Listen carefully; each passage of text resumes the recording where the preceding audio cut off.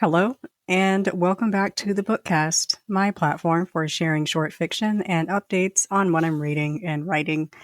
I'm your host, D.L. White, an Atlanta-based author of romantic fiction featuring Black men and women. I am also a big fan of books and the writing-ass writers who write them. So this podcast is usually book-heavy with a smattering of writing updates because y'all know how I do. I write when I write, but I'm mostly reading.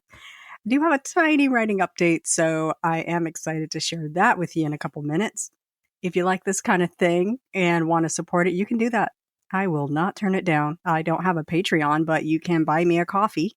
Head to my support site. It's a coffee, ko-fi.com/books by D.L. White and make a one-time or recurring gift to support me as an author or this podcast. Mama has audiobooks she needs to record, and every little bit helps. I do pay for Riverside, which is the platform that I record on. I do pay for Buzzsprout, which is the platform that hosts the podcast recordings and makes it look all nice and pretty so I don't have to, keep it up on my website. I have a microphone, I have a computer, I have books. Everything costs money. Everything costs money. So every little bit does help. If you are new here or a seasoned listener, a bibliophile, or just looking for a good read, I hope you'll enjoy today's show. I am so happy to have your ears for this time, and I'm excited to share my love of reading and writing books with you. Today is Saturday, April 22nd. I don't even want to pretend I didn't have to look that up. I did look it up just before I started recording. It is 9:16 a.m. It is a gray Saturday in Atlanta, but at least it is not raining. I have my coffee. I have this microphone. I am ready to dig in. I have a shortish show today, I think. We'll see. I just get to talking and then it is 27 minutes long. I want to talk about what I read, what I'm reading, and what I am trying to write. But first, coffee. Alrighty. We begin as always with the book report because I am a bookhead. I have, I'm 21 books ahead on my Goodreads challenge. I find that hysterical, actually. I am 21 books ahead. My goal is 100 books. It's April. I'm 51% of the way there. I think I can calm down. Well, I can chill out a little bit. But we'll address that later in the year because I always read the first half of the year. And then I hit a wall and I just don't want to look at a book for a month. And then I get heavy into my Netflix, Hulu, Prime Video era. And then I'm like, hey, books are coming out. I should read some. September is a book heavy month. So I'm good for now. I think I'm usually ahead at this time of year. So yeah, I'm 21 books ahead. I don't remember where I left off on the book report. I know I talked about Topaz, which was a delightful read from Beverly Jenkins. I don't remember what's next on my list, but it's whatever was published after Topaz. I haven't got to it yet. I do know that. I read Love Intolerant by Jessica Terry, who is a new to me author, within the last year. She just writes fun, romantic, regular ass Black people stories. Her introvert series is funny because I'm very much an introvert and I feel it. I feel that. So I read Love Intolerant. That's a new release from Jessica Terry. It is available only on her website. I believe it's jessicaterry.com. I read My Sister's Grave by Robert Dugoni. I spoke recently that I discovered a new mystery thriller crime fiction author, read his latest release, fell in love with it. And so now I'm going all the way back to his first books because that is who I am as a person.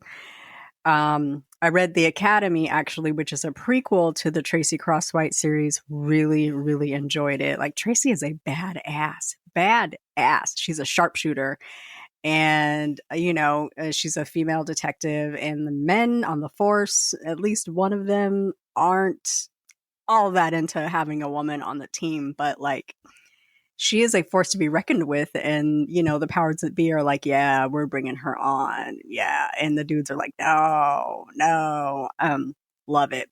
Inject it directly into my veins. So I read The Academy, which is a prequel. There's another prequel that is, I don't think it's available on audio, so of course I haven't read it. But My Sister's Grave is Tracy Crosswhite book number 1. Did I talk about that one? Yes, I read My Sister's Grave. I read Her Final Breath, which is Tracy Crosswhite number 2. Not as exciting as My Sister's Grave, but an enjoyable read. And I am now on In the Clearing, Tracy Crosswhite number 3. It is not as interesting, of course, as book 1, but I'm trying to give it a chance. I'm having a hard time like really concentrating on it because this week was nuts. With the last 2 weeks, I have had 2-day meetings, which require a lot of setup, and then it's just a lot of running around and doing extra stuff and 12, 14, 18-hour days. So I had the last of my 2-day meetings this week. It was, I worked Monday, Tuesday, Wednesday. No, I worked actually Monday, Tuesday, Wednesday. Thursday was the last day of the meeting. Yesterday I was like, I'm here, but I'm not. And so I'm just really trying to decompress from like heavily concentrating on work and like getting back to having a little bit of a modicum of free time where I can listen to books during the day. And, while I'm working and doing stuff, I mainly work alone. I just do I'm an executive assistant. So I do a lot of, reporting and stuff on my own. I'm pretty independent. And then I, touch base with my boss and my team members and, hey, can you do this? Blah, can you do that? They just send me the work and I grab it and do it. That really works great for me. But if I have to be in the office, what we call work at work, I don't have the time and I don't have the brain power to balance that. So it's all work or all books. So I am getting into In the Clearing. Hopefully I can finish that up this weekend. It's on audio. And then I'm reading Return to Hummingbird. I am not cutting that out. Return to Hummingbird Way by Reese Ryan, who is one of my favorite Black romance authors. I believe she has some indie books. She might have 1 or 2, but she is primarily traditionally published. Lots of Harlequin releases, some Kamani books, which is where I found her. And then she has moved on to now, let me see, who is she published by? I want to say Avon, Forever Publishing. This series is the Holly Grove Island series, and I just love me like a beach set or like a small coastal island setting. It's got a small town romance feel. It's called Return to Hummingbird Island, and it's out on Tuesday. I just love I don't even know what to call it, just a gentle romance. This is a I cannot speak this morning. I perhaps may need more coffee. It's a small town romance set on fictional Holly Grove Island, which I believe it's somewhere off of South Carolina. And this book is about 2 high school hate crushes who have been thrown back together to plan projects. I believe they're planning a wedding or an engagement party or something. I really just started it. It's out Tuesday. It's very good so far. It is between Garrett Davenport and Sinclair Buchanan. Ambitious real estate agent Sinclair Buchanan is ecstatic to be her best friend's maid of honor until she discovers the best man is Garrett Davenport. Sin and Rhett's mutual hate crush ignited when they were teens and hasn't let up since, except for that one extremely hot and extremely regrettable night they shared 5 years ago. Nothing gets Rhett fired up like going toe-to-toe with Sinclair. She is as infuriatingly stubborn and as absolutely gorgeous as when he fell for her back in high school. Working together to plan their best friend's last-minute wedding is one thing, but when his matchmaking grandmother gets involved, Rhett knows he is in deep. By the way, I love that he is being called Rhett instead of Garrett. That is fantastic and genius and brilliant. I love it. Attraction has always simmered between them, but this time they're both in danger of losing their hearts. So I'm loving this book because it is seriously reminding me of A Thin Line, which is my enemies to lovers romance about two former high school sweethearts who do not realize they still love each other until their best friends push them back together by making them plan their destination wedding. There's a lot of similarities between Return to Hummingbird Way and A Thin Line. But I will say I hope these characters get it together sooner than Angie and Preston did. But I did really like dragging out the hate part of the hate to love. So Angie and Preston really, really, really did dislike each other for quite a long time. I call that one my hate to happily ever after. So I'm really enjoying this one. It is out on Tuesday from Forever Publishing. Reese Ryan has actually a lot of books coming out this year. I want to say like 4 books coming out this year. So Sis has been writing and I am all about it. So enjoying that. That is the only advanced reader copy that I have coming out this week. So that means I have time to read some indie work. I did just download Sherelle Green's new one. I am looking for the title right now and I can't find it. But I got a bunch of stuff in my backlog I need to read. Stephanie Nicole Norris has Arch out, which is part of the Clarks of Northshire Bend series.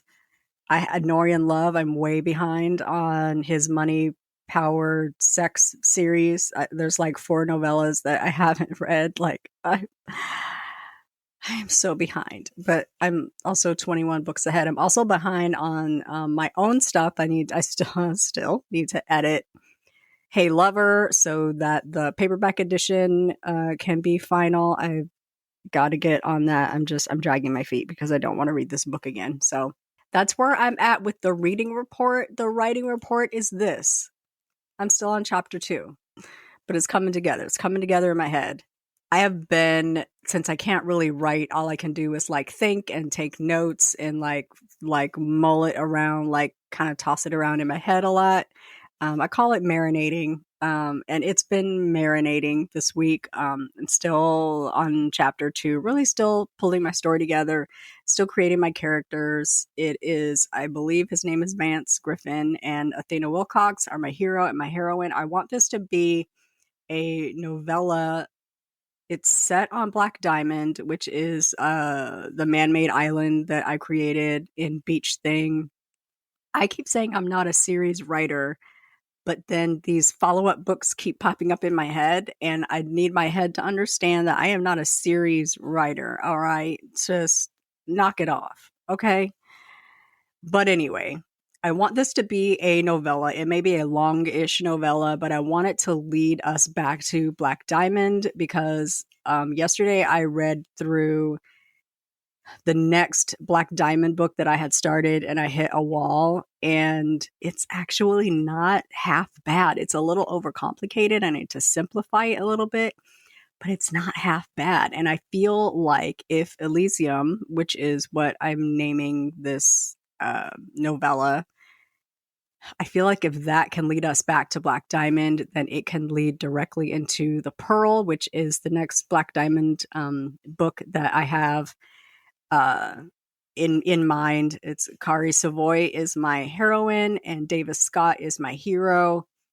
He is the beleaguered general manager of a brand new hotel on Black Diamond, and it just is having trouble getting on its feet. And Kari is basically brought in to help Davis get it together. And if you were on Brown Girl Readings, Dee Dee's Instagram live yesterday, we talked a lot about workplace romances and how it's just not sexy and why would anybody want to sleep with someone they work with. And then in the back of my mind, I talked a little bit of trash. I did talk a little bit of trash, but I'm going to write a workplace romance. I'm going to do it.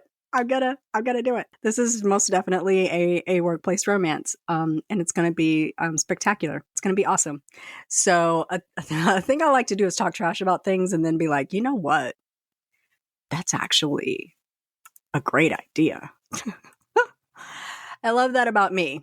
So I'm looking back on my Facebook page because that's typically where I'm going to post things that I'm watching. I don't do a whole lot of TV, except I did catch up on Will Trent, which is a series based on Karin Slaughter's Will Trent series, which has a new book coming out, I think, in August. And I am the most excited about it that I could ever be about a book. I love the Will Trent series. It is like a long, it is the longest, slowest,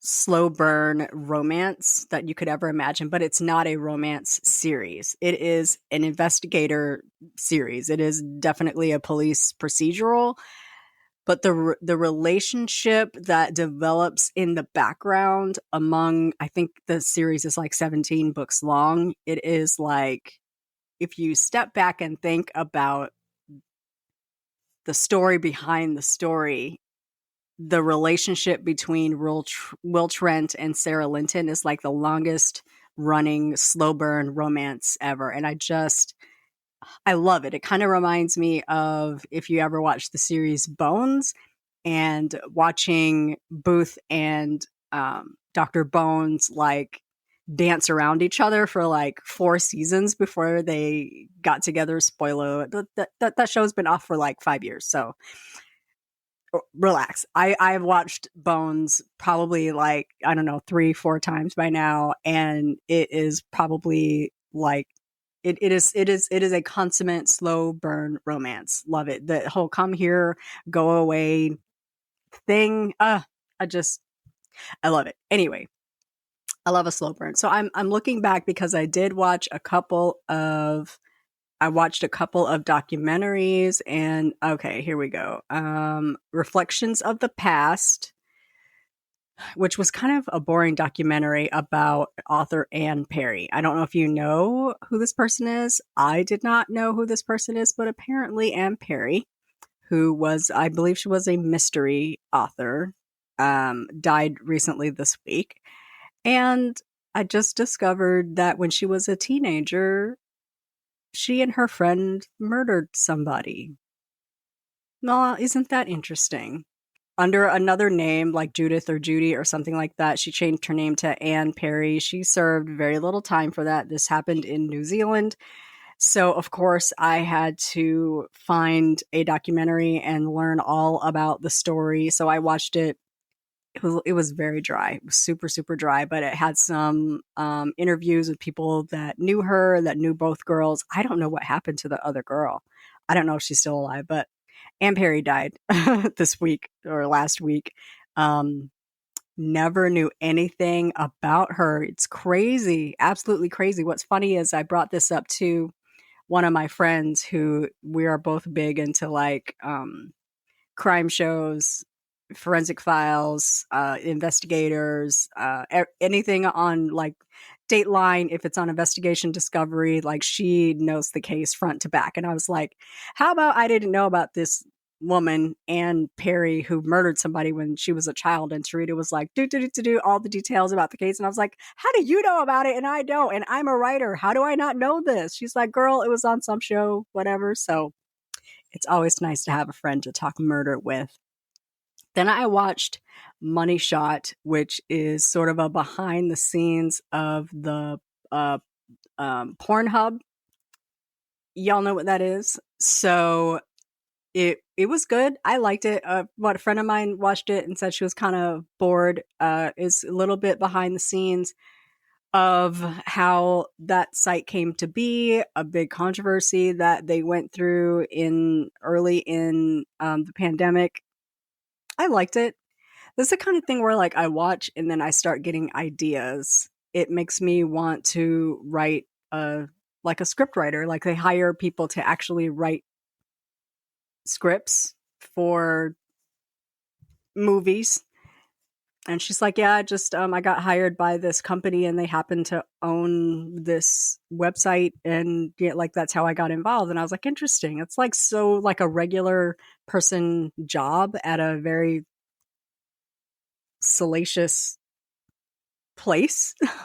But it reminded me of a limited run podcast on phone sex operators that was really good. I think it's by Wondery. It's called Operator. I think it's like 6 episodes or something.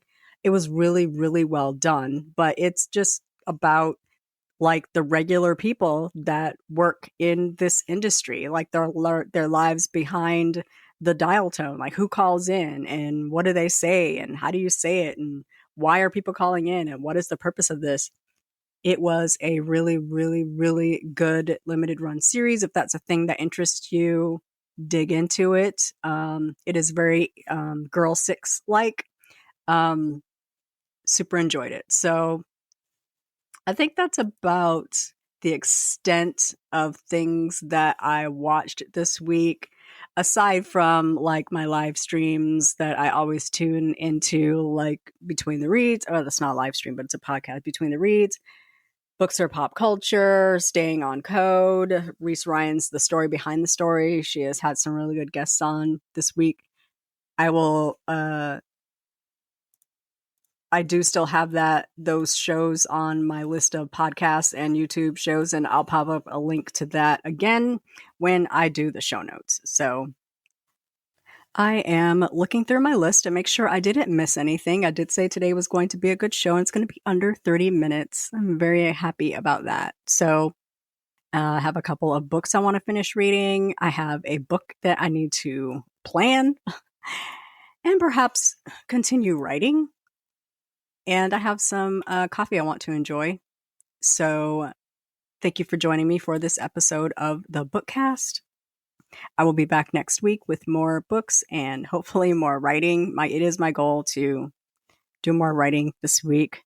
It is my goal to finish looking through Hey Lover and making my last minute corrections and getting that print edition up and for sale. That's about it. Great episode. Good times. Great chat. Thanks for joining me. We'll talk next week.